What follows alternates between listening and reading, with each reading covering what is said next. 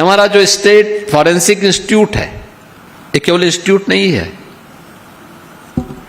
ये हमें एफएसएल और साइबर सिक्योरिटी के बारे में ही नहीं बताता है। हमने सभी प्रकार की आज के समय की इमर्जिंग टेक्नोलॉजी का भी एक केंद्र उसको बनाया है।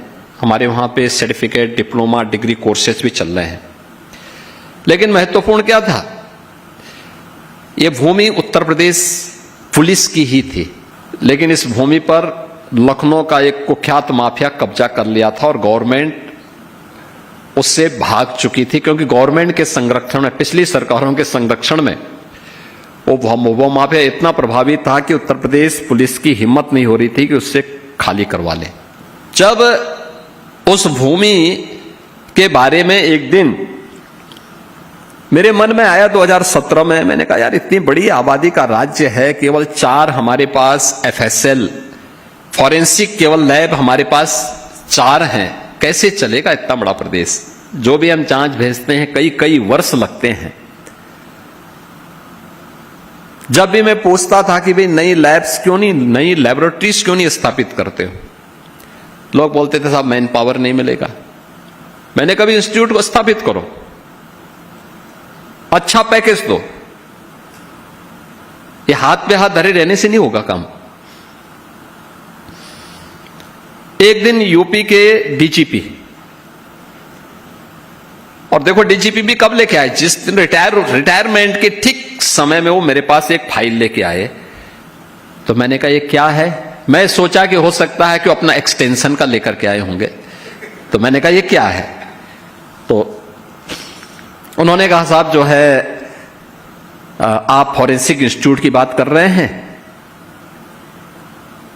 यूपी पुलिस की ही लैंड है लेकिन एक माफिया का कब्जा है। तो मैंने कहा ये तो हमारा सबसे प्रिय विषय है।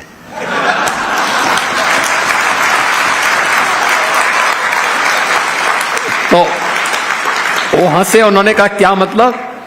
मैंने कहा बस मुझे दे दीजिए, मैं इसको ठीक करवा देता हूं। भी आप आश्चर्य करेंगे कि 120 एकड़ लैंड है वो, एयरपोर्ट से मुश्किल से 3 किलोमीटर की दूरी पे। उसकी कीमत कैसा सा आपको पता होगा। और अच्छा समय आया, मुझे बताया, उसने डीजीपी ने मुझे बताया, कहा साहब वो प्लॉटिंग करना शुरू कर दिया है। मैंने कहा घबराइए मत।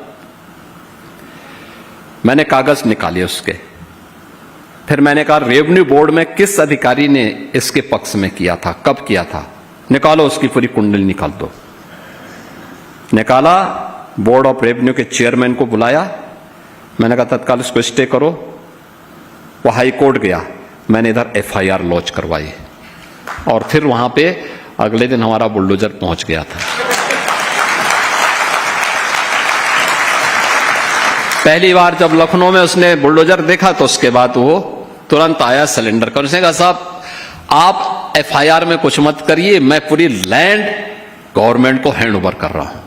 मैंने कहा तो हम ले ही चुके हैं, तुम्हारे कहने से कुछ नहीं होने वाला है। लेकिन याद करना, आगे से अगर कहीं तुमने यूपी के अंदर लैंड कब्जा की तो मान के चलो कि तुम्हें यूपी में कोई ठिकाना नहीं मिलेगा। और आज आप देख रहे होंगे वहां पे बच्चे डिग्री, डिप्लोमा और सर्टिफिकेट कोर्सेज कर रहे हैं।